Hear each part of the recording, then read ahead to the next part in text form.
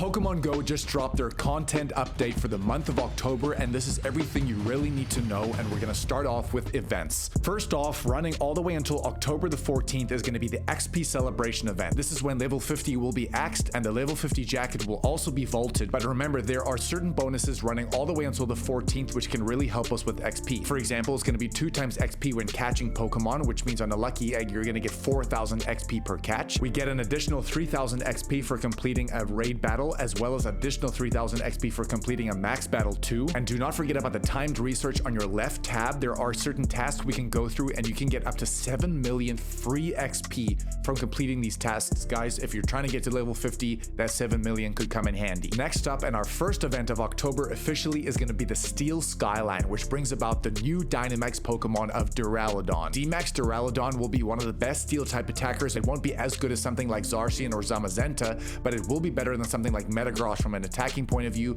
but as a tank or even as a healer, it could be very good. That is running from the 30th all the way until the 7th, but right in the middle of that, we have Mega Metagross Raid Day, which is officially the last Mega Pokemon besides Mega Mewtwo Y and Mega Mewtwo X, which will probably be released during the Kalos tour next year or in Go Fest. This will be the official last Mega. Outside of those two, Mega Metagross will be one of the best Psychic type attackers in the game, one of the best Steel type attackers in the game. If you have 1 or 2 hundos, remember to try and get that Mega energy. This is a Mega Pokemon you cannot miss out on. Please play this. And then arriving from the 10th to the 16th is the popular Harvest Festival, which will bring about Applin's alternative evolutions, which is going to be Diplin as well as Hydrapple. In order to get these Pokemon, we're going to have to use Syrupy apples, which will be introduced into the game at that time, and we will cover this separately. In the middle of that, though, we have Solosis Community Day, which is going to be on October the 12th, and the main bonus here is going to be 3 times catch Stardust. Remember to start stacking all those field research Pokemon that have more Stardust yields per cache in your stack tasks. This is going to be a perfect day to blow through all those tasks on a star piece so you can really maximize those Stardust rewards. Then, as the Harvest Festival finishes on the 16th,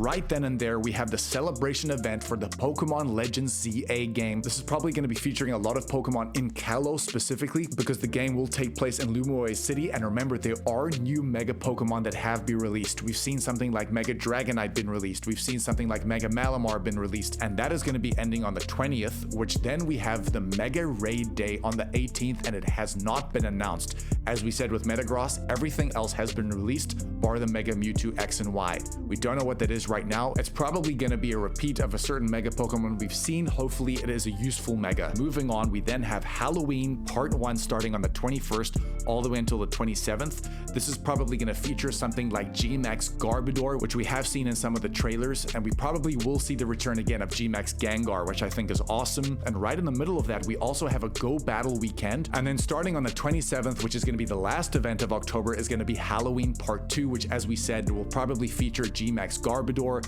and that design is absolutely incredible. But more than that, we may even see a new shiny release such as Sinistea, which could be rumored. We're not 100% sure. But speaking of that, let's touch on our breakthrough box very quickly. Remember, these breakthrough boxes are going to come from your daily research tasks, and at the end of the 7th day, you will get a research breakthrough with the following Pokemon. Alakazam, that 100% IV is going to be 1310. Aggron is going to be 1285 CP for the hundo. Morpeko will be in there at 832. Dreepy will be in there at 328. Frigibax can be shiny in there at 534 CP, and Sinistea will be appearing there at 488. Let's move on to the raids of October. Running from the 23rd of September all the way until the 7th of October, we do have Dialga in there. Dialga is one of the better Steel type as well as Dragon type attackers in the game, so if you don't have the candy for that, it is worth raiding. And then returning on the 7th all the way until the 14th in 5-star raids, we're going to have the normal and defense form of Deoxys. Then from the 14th until the 21st, we have the attack and speed form Deoxys, and then from the 14th all the way until the 28th, we have Genesect returning in its normal form with the Douse Drive as well as the Shock Drive form. All of these Pokemon can be shiny, and again, a very easy solo, probably one of the easiest legendaries to solo in the game. And then from the 28th of October to the 4th of November, we have altered form Giratina coming into raids. Then if we look at our raid hours, Origin form Dialga is going to have one more raid hour on the 1st of October, which is going to be Wednesday from 6 to 7 p.m. local time. That is a great opportunity to try and get the hundo, especially with Roar of Time. You want to be using that adventure effect because it is going to pause items like star pieces and lucky eggs for a certain amount of time. Very, very useful on certain events. We then have the raid hour on Wednesday the 8th of October, which is going to be the normal and defense form of Deoxys. On Wednesday the 15th, we're going to have a raid hour for the attack and speed form Deoxys. It's very important to mention here as well that these Pokemon can all be shiny. These shinies are very difficult to get outside of Pokemon Go. So if you want to try and get them in Pokemon Home, really try and raid these Pokemon. Then the raid hour on the 22nd is going to be the normal, Douse, and Shock Drive Genesect. And then right at the end, we actually have a raid hour for Origin Form Giratina, which is going to be on the 29th of October.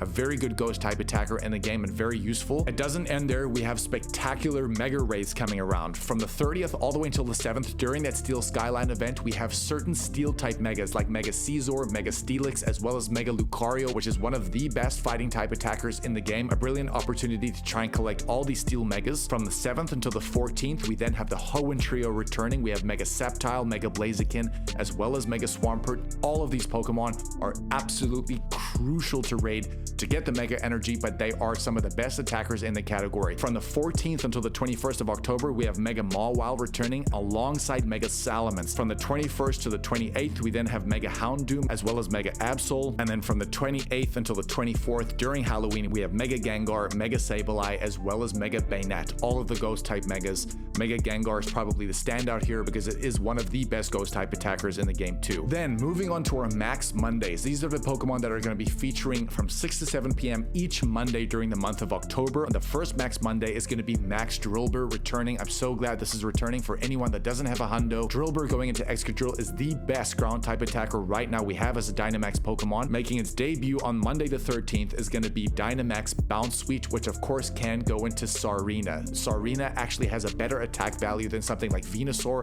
so it's probably going to be one of the best grass D-Max Pokemon as an attacker in the game, which is incredible. We then have a Max Monday on the 20th of October for Ghastly, which is a great opportunity just before Halloween to try and get a good D-Max Gengar, which again is one of the best ghost type attackers in the game, and then D-Max Phase as well as one of the best dark type attackers in the game because it can learn Sucker Punch as its fast move. And then on Monday the 27th, we do have Woobat returning as a Max Monday. Definitely not one of the better Pokemon, but if you do need it for the decks, try and go after it. Then moving on to Spotlight Hours, kicking off on October the 7th from 6 to 7 p.m. local time, we have Ferroseed in there, and the bonus connected to that is going to be 2 times Evolution XP. On Tuesday the 14th from 6 to 7 is going to be Petilil in the Spotlight Hour, and the bonus there is going to be 2 times Catch Stardust. On the 21st of October, which is going to be the beginning of Halloween Part 1, we have a Spotlight Hour again for Ghastly, which is great. We get the opportunity to get 2 times Catch XP in this hour, but more than that, we can get more of a chance to get Mega Energy for Mega Gengar. So try and catch as many Ghastlys as possible. It's a great opportunity to get the candy to try and power up your Mega Gengar as well as your D-Max Gengar. Very important. And the last Spotlight Hour of October on the 28th is going to be Sinistea, which is incredible. Sinistea is a very, very rare Pokemon, only really found in research breakthroughs as well as raids.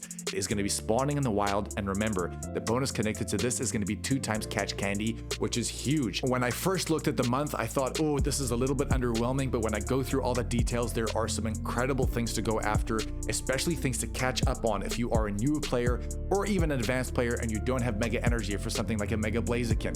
Please guys, really look into some of the details here and pick your targets now so that you know what you want to play, because as we know, it's always best to plan ahead where and how you want to play Pokemon Go for the month ahead. If you guys want to see everything going on in Pokemon Go this week as of recording this video, and we will update this through the weeks, we release a video every Saturday. Please check it out on the left. You guys are really enjoying those episodes. Guys, really appreciate you. Please smash that like and subscribe button. It's the best way to tell YouTube you want to see more of our content. Go with us. Love you, and we'll catch you in the next one, baby.